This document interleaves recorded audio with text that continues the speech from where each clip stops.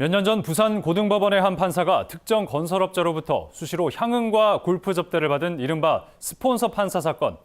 그런데 판사는 징계 대신 구두 경고만 받았습니다. 스폰서 건설업자는 이후 다른 뇌물 사건으로 기소됐는데 일반의 예상을 깨고 불구속 상태로 재판을 받고 있습니다. 이 두 가지 사건에 대법원과 청와대 실세 등 보이지 않는 힘이 개입했다는 정황이 드러났습니다. 법원 행정처의 문건 공개와 검찰의 압수수색 등을 통해 사건의 전모가 밝혀지고 있는데요. 사법농단 부산판 법조비리, 과연 그 진실은 무엇인지 먼저 노준철 기자가 취재했습니다. 판사 스폰서로 지목된 부산 건설업자 정모 씨.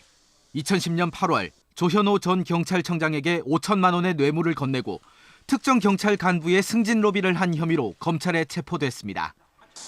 그런데 석연찮은 재판이 시작됩니다. 정 씨가 구속 전 피의자 신문 출석을 포기했는데도 법원은 2번이나 구속영장을 기각합니다. 그리고 1심 재판부는 무죄를 선고합니다. 항소심은 더 이상합니다.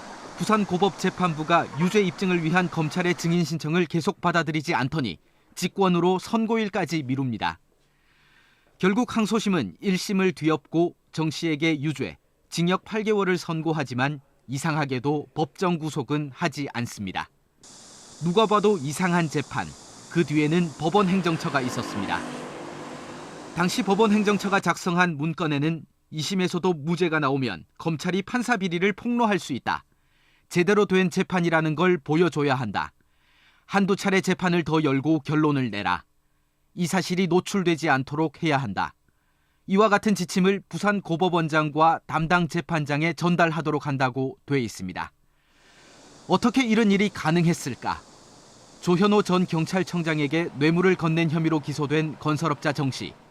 검찰은 정 씨가 평소 잘 아는 현기환 전 청와대 정무수석, 그리고 부산 지역 몇몇 판사들을 동원해 법적 구제를 시도한 것으로 봅니다. 특히 당시 청와대 실세인 현 전 수석은 양승태 대법원장이 이끄는 법원 행정처에 상고법원 추진에 도움을 주고 법원 행정처는 그 대가로 건설업자 정 씨의 재판에 개입했다는 게 검찰 판단입니다. 그러나 정 씨의 막역한 동업자 이모 씨의 폭로성 제보로 인해 이 모든 거래 과정이 검찰 수사 선상에 오르게 된 것. 사법농단 사건에 부산 법원이 등장하자 부산 지역 시민단체는 적폐청산, 법원 개혁이 필요하다며 부산 지역 법원장들에게 전 현직 판사들에 대한 수사 협조를 촉구했습니다.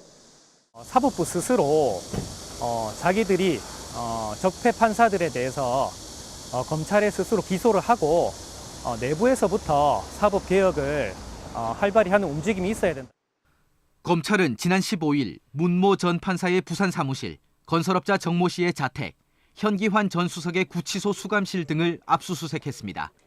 또 스폰서 판사 사건 연루 의혹을 받는 다른 전현직 판사들에 대한 수사도 예고했습니다. 다시 불붙은 검찰 수사로 3년 가까이 지지부진하던 스폰서 판사 사건의 실체가 밝혀지고 부산판 법조 비리로 비화할지 법조계 안팎에서 예의주시하고 있습니다. KBS 뉴스 노준철입니다. 부산의 건설업자 정모 씨는 앞서 리포트에 등장한 경찰청장과 판사들을 형과 동생으로 부르며 술과 밥을 사고 골프비를 댔습니다. 이런 사실을 폭로한 것은 다름 아닌 정 씨의 동업자이자 절친한 사이였던 부동산 브로커 이모 씨인데요.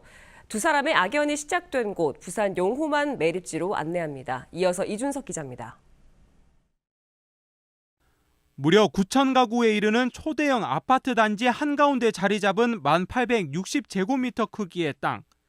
부산시가 도로와 주민 기반시설 확보 명목으로 바다를 메워 조성한 땅의 일부입니다. 시는 이 땅을 헐값으로 대한상위 궁경회에 팔아 특혜 논란을 자초하고 난개발의 길을 열어줬습니다. 그 와중에 부산 법조비리의 폭로자 이모 씨가 이 땅에 눈독을 들입니다.